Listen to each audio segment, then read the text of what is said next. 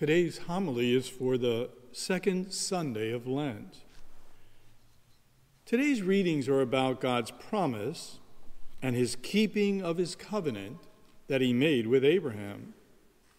God promises Abraham that he will be the father of many descendants, as numerous as the stars in the night sky.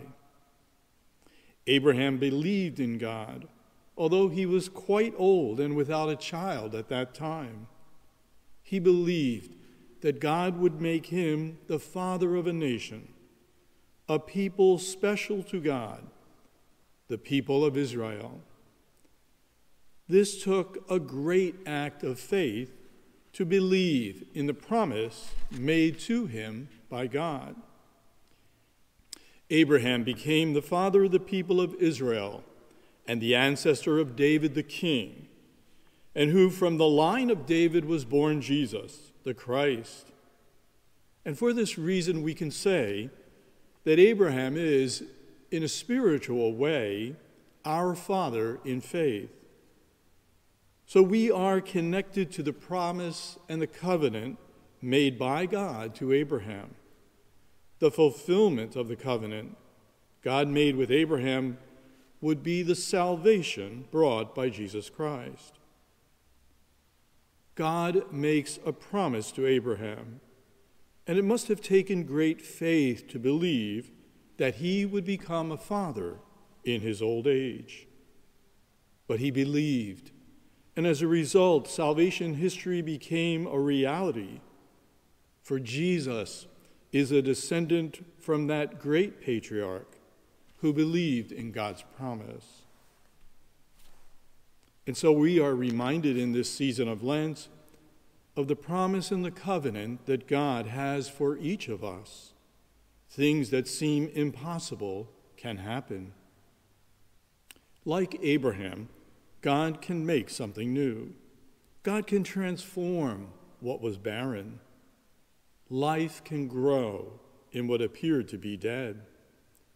So Lent is a time of hope, a time of promise, a time to renew our faith in God, to once again turn to God in our lives and let God work in us. It is a time to believe once again the promise that God makes for us. In the gospel reading, we hear God speaking and announcing that Jesus is his Son. In this moment on the mountain, and in the presence of Moses and Elijah, who represent the law and the prophets, Jesus is seen by three of his disciples in a new way, in a way that they would see and know him after the resurrection, when he appeared to them in the upper room in Jerusalem, on the road to Emmaus, at the seashore, and when he ascended to the Father. Jesus was sharing with the apostles a glimpse of his glory, so as to prepare them for the cruel death that he would experience. They, of course, could not completely understand. We see that in the reaction of Peter, who speaks but does not really understand what he says when he suggests building a place for the three of them to live. Let us make 3 tents, one for you, one for Moses, and one for Elijah. Then God the Father speaks and tells them clearly who Jesus is. This is my chosen Son. Listen to him. The disciples become silent and don't tell anyone. They won't really understand what they have experienced until Jesus dies and is risen from the dead. And then on Pentecost, with the coming of the Holy Spirit, they will understand what has happened and what is going to happen, and their role in proclaiming Jesus risen from the dead to the entire world. The Abraham story and the Transfiguration are not somehow just thrown together today. Rather, the story of Abraham gives us the first glimpse into God's plan of salvation. From the Transfiguration looking backward, we see God promising Abraham even more than he could imagine.